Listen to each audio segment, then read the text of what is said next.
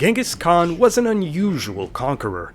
Yes, he subdued vast lands from atop a horse, but he didn't brag loudly across the ages. He kept secrets. A secret history, a secret burial, no images from his life. Conquered peoples weren't even allowed to learn his language. With all this secrecy, could we ever know what his language sounded like? My first encounter with Mongolian. Imagine me working at a coffee shop. For years I spent my mornings steaming customized espresso elixirs for customers to carry out with style. But after my shift, I'd relax by heading 3 blocks to the library and picking grammars off the stacks. On this day, I noticed a new book. I opened it and met a language that built words mechanically, that had vowel harmony, long vowels, and an L it warned me would be tricky to pronounce. Fun! Until one example broke my flow. Something, Chinggis Khaan. Suddenly, this wasn't just grammar. It felt like history. Mongolian, the Mongols. Was this the remnant voice of the great Khan himself? I didn't realize it at the time, but this curiosity would lead me down an epic road. Books, maps, epigraphy late into the night, following nomadic hoofprints to chase a language. And if you want in on that journey, we travel to Mongolia today. Fly into Ulaanbaatar, the Red Hero City, and you'll see one name at the airport, on bottles, a hotel, a bank, and the character atop the world's largest man-on-horse statue southeast of town. Not Genghis Khan, but Chinggis Khaan. Yes, in Cyrillic. No, this isn't Russian, it's Mongolian, just like in that grammar. Endings with vowel harmony, postpositions not prepositions, long vowels like Khan, and L's of L. Cross the border into China, and you're in Inner Mongolia. As you look around at shops and signs, it can be hard to imagine that a roving shrine to Genghis Khan once toured this region for the devout after his death. But focus above the Chinese and you'll spot some Mongolian. In an older alphabet with toothy consonant-vowel letters connected along a cursive spine. It's unique in the way it's written from top to bottom in rows from left to right. For beginners, it's a challenging script. I mean, this thing kind of breaks web pages. But to ease the pain, children here learn it as syllables. When they recite words with these syllables, something strange happens. Extra unspoken syllables emerge. The word Hil, He-le. Hochoto, the blue city of Inner Mongolia, is Ho-he-hota. And the 4 syllables of Ulaanbaatar are written with 6. Where do these extra syllables come from? From back in time. 1204, before he is Khan, the up-and-coming Temüjin conquers a tribe to the south, the Naiman. Among his new subjects is a scholar, Tatatonga, who writes in the Uyghur script, which his people inherited ultimately from Aramaic. There's a whole backstory, but if it reminds you of rotated Arabic, there is a reason. Temüjin may be illiterate, but he immediately recognizes the use for his dawning empire, and so trusted Mongol nobles learned to write. Later that same century, a great stone goes up with an inscription telling us that a skilled archer, Isunga, shot a target from 335 alts away, more than half a kilometer. The first words in the text reveal who was there to witness it: Genghis Khan and his Mongol dignitaries. This is pre-classical written Mongol. It often resembles modern Mongolian. A gir is still a gir, but it preserves sounds that have since changed, like edur has since harmonized to udur.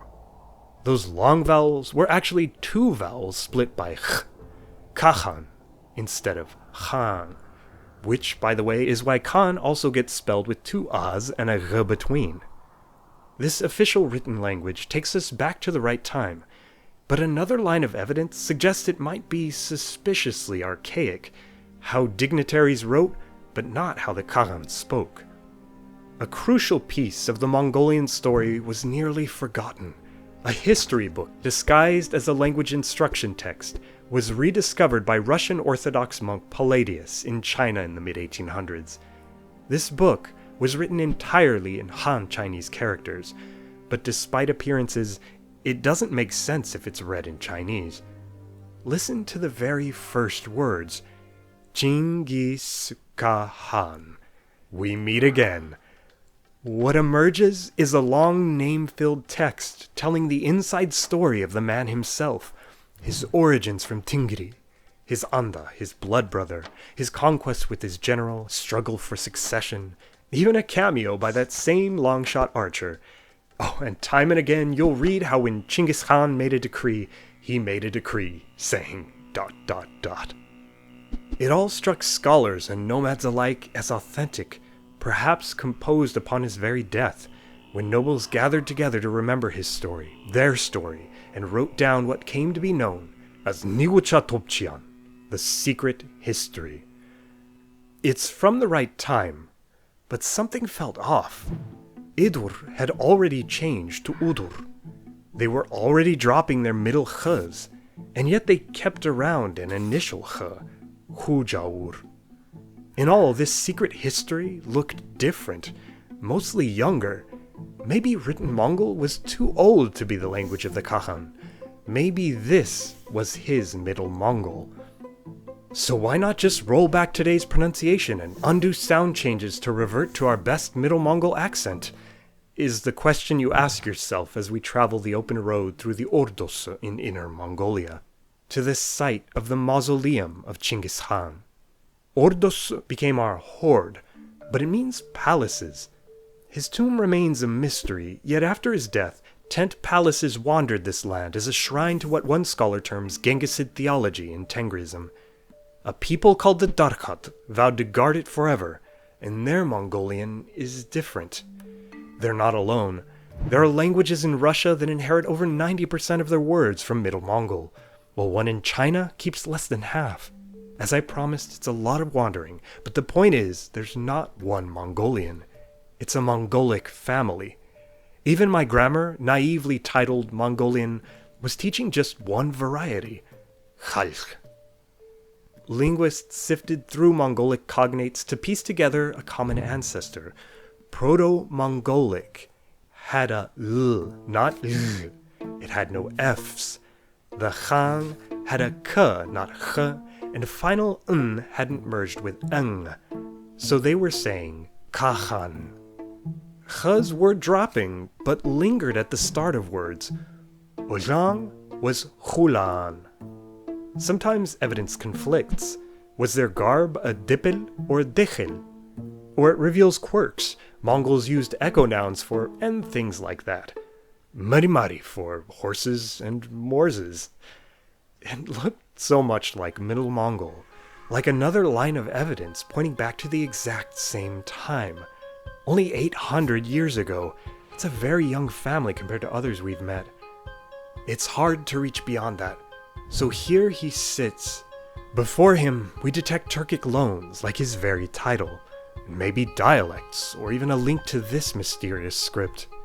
After him, many Mongolic descendants, and between, a linguistic bottleneck caused by a man who united a people and drew a line in the Gobi sand from which emerged a language family. Through old texts and modern voices, we still hear echoes of when he made a decree, but without saying the sound f.